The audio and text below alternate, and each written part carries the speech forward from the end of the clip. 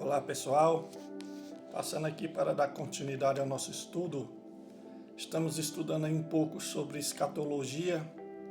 Como eu falei nas aulas passadas, estamos dando apenas uma pincelada, trazendo assim um básico sobre escatologia.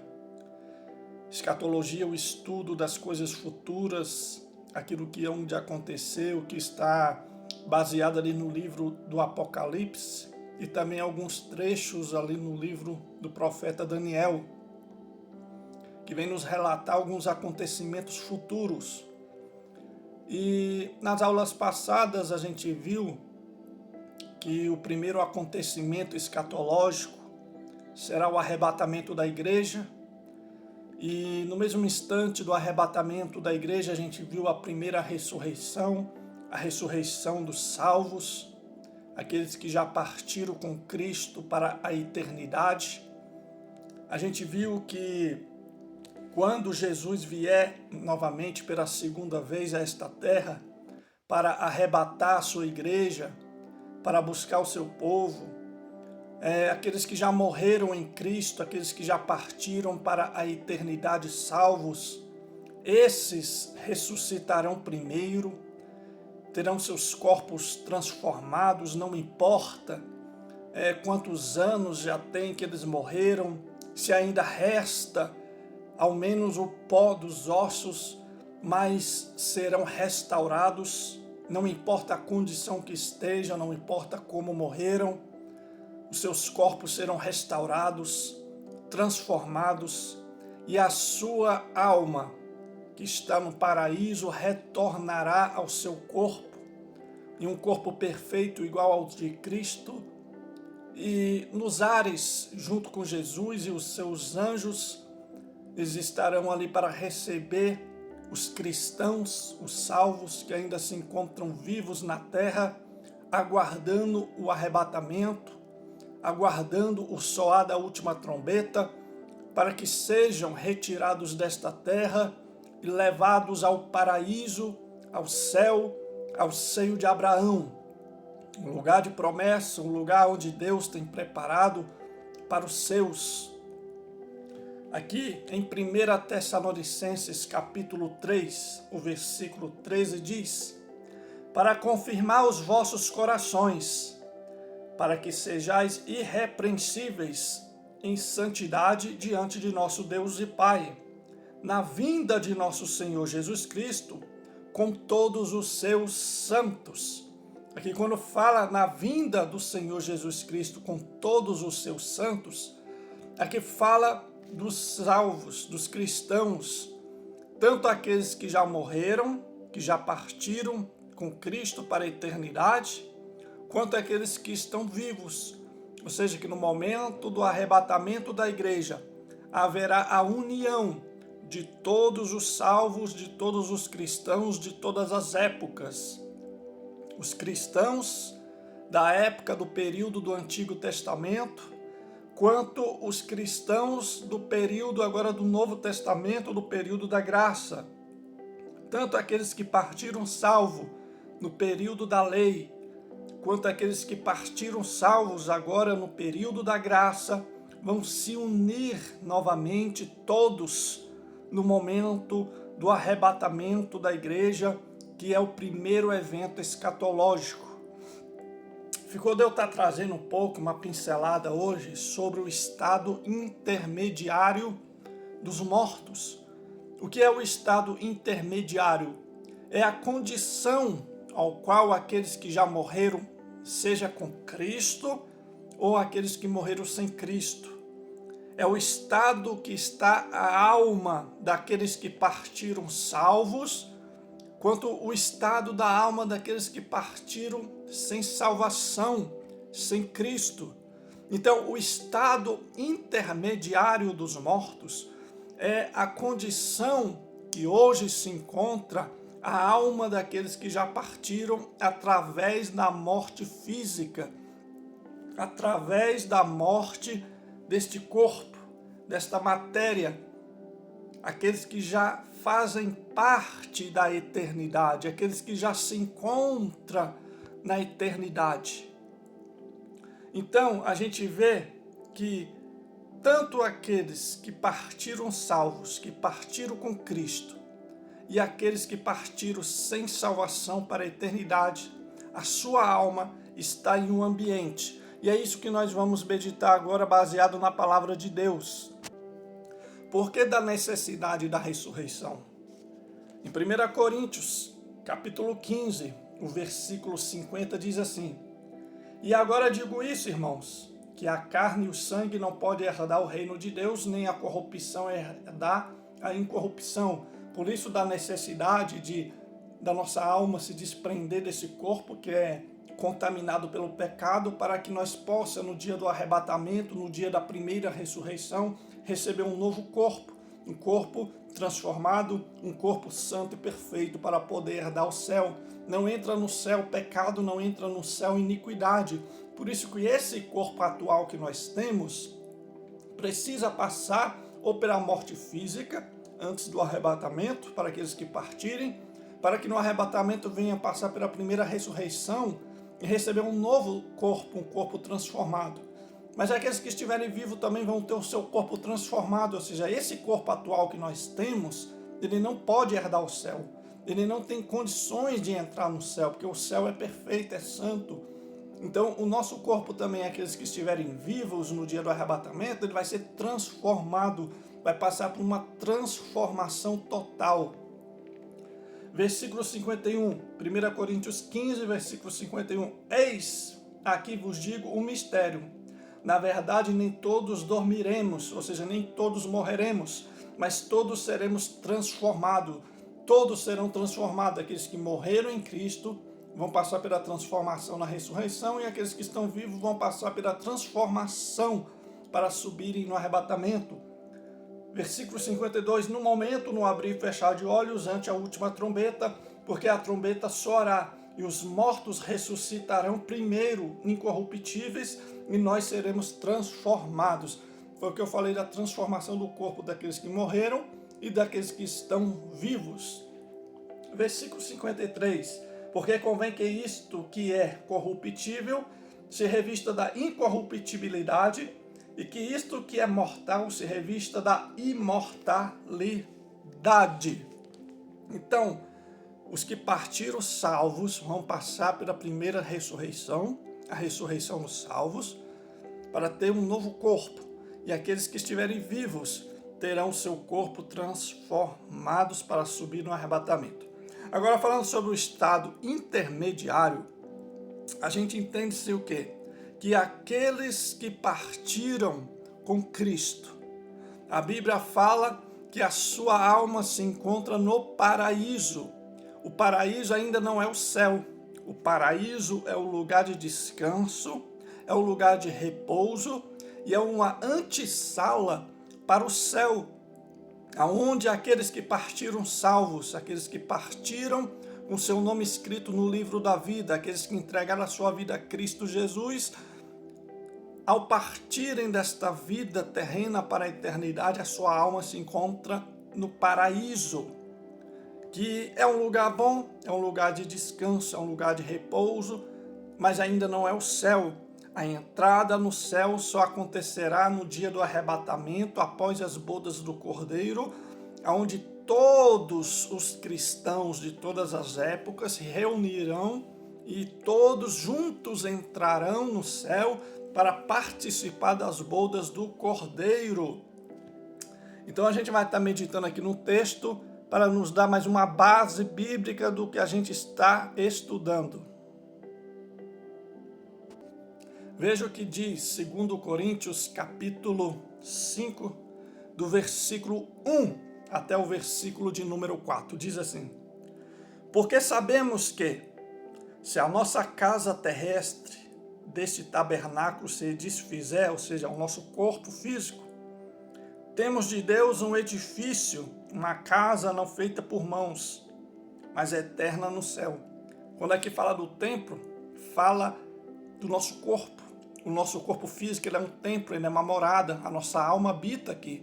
E se esse corpo, essa casa física se desfizer, Deus tem um corpo glorioso, transformado e perfeito para a nossa alma habitar. E por isso também gememos desejando ser revestido da nova habitação que é do céu. Ou seja, a nossa alma anseia pela nova habitação que é do céu, por um novo corpo. Se todavia, estando vestido, não formos achados nus, porque também nós, os que estamos neste tabernáculo, gememos carregados, não porque queremos ser despidos, mas revestidos para que o mortal seja absorvido pela vida. Ou seja, a nossa alma, o nosso espírito, ele anseia pelo corpo transformado. Mas esse corpo transformado será somente no período do grande arrebatamento da igreja. No livro de Apocalipse, capítulo 6, quando vem falando da abertura dos selos, quando o Cordeiro abre ali os selos, a gente vai ver que João, o apóstolo João, ele teve uma visão dos salvos no paraíso. O versículo 9, Apocalipse 6, versículo 9 diz assim: E havendo aberto o quinto selo, vi debaixo do altar as almas do que foram mortos por amor da palavra de Deus e por amor do testemunho que deram. Ou seja, o apóstolo João teve uma visão da alma daqueles que foram mortos, que partiram desta terra para a eternidade e partiram salvos. Eles estão debaixo do trono de Deus, ou seja, sob a proteção de Deus, guardados por Deus. Estão abaixo do trono e clamavam com grande voz, ou seja, se eles clamavam é porque falavam, é porque tinham consciência. Então a gente vê que aquelas pessoas que partem para a eternidade, ela continua tendo consciência, ela continua tendo ciência das coisas. Ela sabe o que aconteceu, ela sabe aonde está. Quem partiu salvo sabe, partiu salvo, está no paraíso. Mas também quem partiu sem salvação e se encontra no lugar de sofrimento e dor chamado de Hades ou inferno, também tem consciência. As pessoas que partem desse mundo, salvas ou perdidas, continuam com a sua consciência ativa. E clamava com grande voz, dizendo, ou seja, eles falavam, eles oravam, eles pediam, então estavam conscientes. Até quando, ó verdadeiro e santo dominador, não julgas e vinga o nosso sangue dos que habitam sobre a terra? Ou seja, aqueles estavam clamando por justiça, para que o Deus de justiça fizesse justiça. Então, se eles estão clamando, se eles estão orando, aqui nos mostra que a alma daqueles que partiram continuam consciente. Há uma heresia que ensina que aqueles que morrem, a sua alma fica dormindo. Ela está dormindo até o dia do arrebatamento. Mas a Bíblia não nos mostra isso. A Bíblia nos mostra ao contrário, que a alma daqueles que partiram continua consciente. As pessoas que estão no céu agora, no paraíso agora, nesse momento, estão conscientes. Sabem do que aconteceu. Não sofreram de uma amnésia. Mas também aqueles que partiram sem salvação e se encontram no lugar de sofrimento, também estão conscientes e sabem por que estão lá. Eles sabem o motivo por que eles estão naquele lugar de sofrimento e também sabem que não há mais oportunidade. Não houve uma amnésia, uma lavagem cerebral e não vai ter. Quem partir através da morte física, o estado intermediário é a alma daqueles que partem salvo. Quanto à alma daqueles que partiram sem salvação, estão em um ambiente onde eles falam, eles sentem, eles se locomovem, se movimentam e têm a sua consciência ativa, não perderam a sua consciência, eles continuam cientes de tudo e sabem porque foi salvo, mas também sabem porque foram condenados, estão no lugar de sofrimento. Em Lucas, capítulo 16, do versículo 19 até o 28, vem narrando a parábola do rico e Lázaro. Alguns estudiosos acreditam que não é somente uma história, mas que realmente esse fato aconteceu, porque em parábolas Jesus não menciona nome. Mas aqui nessa narração de Lucas 19, a gente vai ver Jesus dando um nome a Lázaro, ao mendigo que partiu salvo.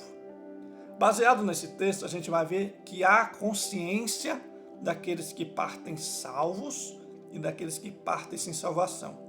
A parábola do rico e Lázaro, em Lucas 16, do 19 ao 28, vem narrando a história de um homem rico que usufruiu do bom e do melhor nesta terra, da sua fortuna, e de um homem chamado Lázaro, que era mendigo, que passava fome.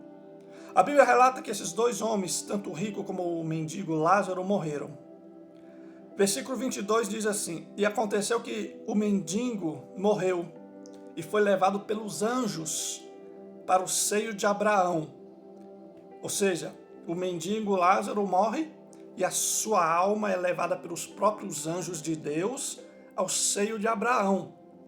Ou seja, quando morremos, a nossa alma é conduzida para o céu, para o paraíso, pelos anjos de Deus. Os anjos de Deus vêm pegar a alma dos salvos que estão partindo para a eternidade e levá-los para o paraíso, para conduzi-los ao paraíso.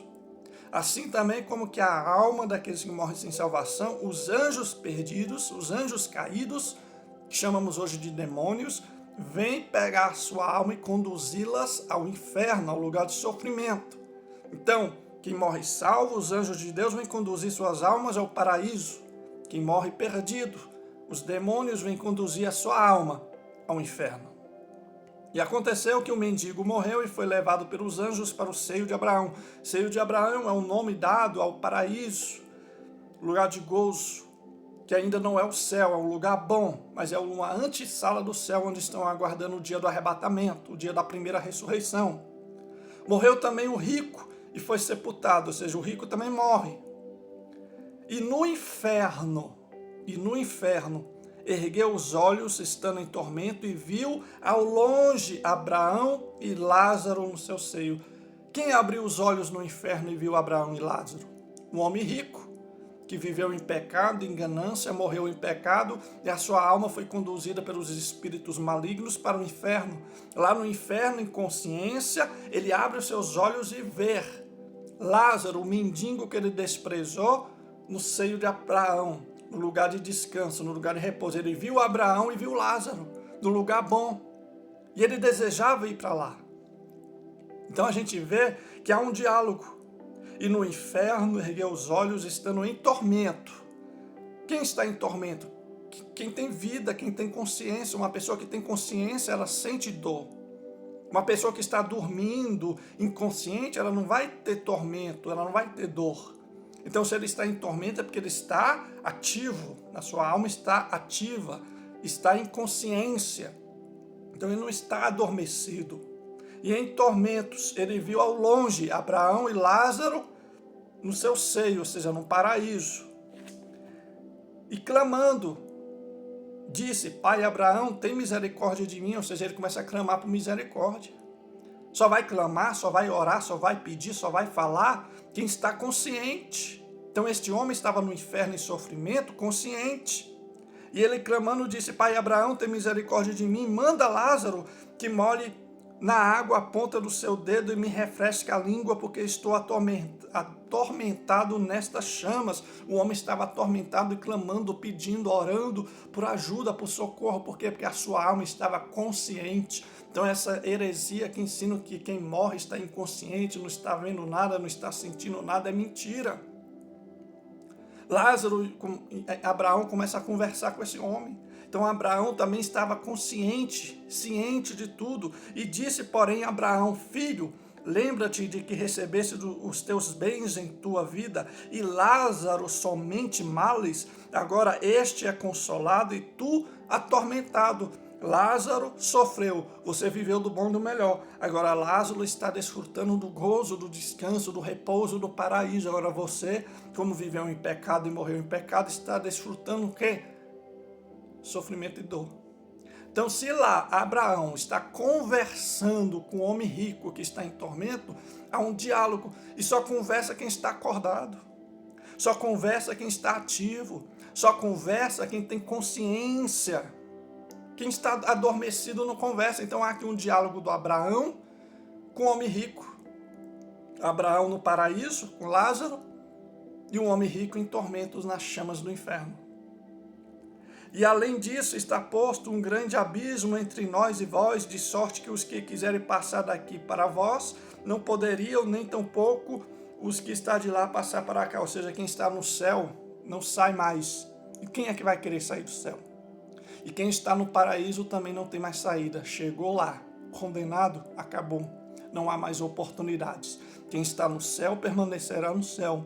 e quem está no inferno permanecerá no inferno, não tem como sair.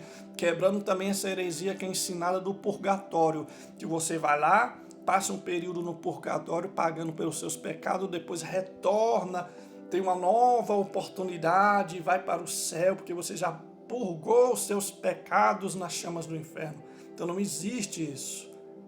Há um grande abismo entre nós, ou seja, há uma barreira que impede quem está no céu que saia e quem está no inferno que saia, ou seja, cada um já foi destinado para o lugar onde foi decidido ainda em vida nesta terra. É nós que aqui em vida decidimos para onde vamos, para o céu ou para o inferno, e após a morte acabou. A Bíblia diz que após a morte segue-se o juízo, ou seja, a sentença é decretada, se é céu, se é inferno e acabou. E disse ele, rogo-te, pois, ao Pai, que mandes à casa de meu pai, pois tenho 5 irmãos, para que lhe dê testemunhos, a fim de que não venham também para este lugar de tormento. Ele está preocupado com os irmãos, ele lembrou dos irmãos. Ele lembrou que tem irmãos, que tem pai, até a quantidade de irmãos. Ele está rogando que Abraão mande alguém, mande a Lázaro ir lá pregar para os seus irmãos, para que eles não vão para o mesmo lugar de sofrimento e dor. Ou seja, isso mostra que ele está consciente no inferno. A sua alma está ciente. Disse-lhe Abraão, tem Moisés e os profetas, ouçam-nos. E disse ele, não, pai, Abraão, mas se alguém dentre os mortos fosse ter com eles, arrepender-se-iam. Porém Abraão lhe disse, se não ouvem a Moisés e os profetas, tampouco acreditarão ainda que algum dos mortos ressuscita. Ou seja, ele queria que Lázaro, que morreu salvo, fosse pregar para os seus irmãos. Abraão fala, tem os profetas na terra. Ou seja, Abraão fala que quem está morto não volta à terra para pregar, não volta à terra para falar com os vivos. Então também é aqui quebrando outra heresia, ensinada aí por uma seita de que os mortos incorporam no corpo de uma pessoa viva para conversar com um ente querido, com um parente, com um familiar. É outra heresia.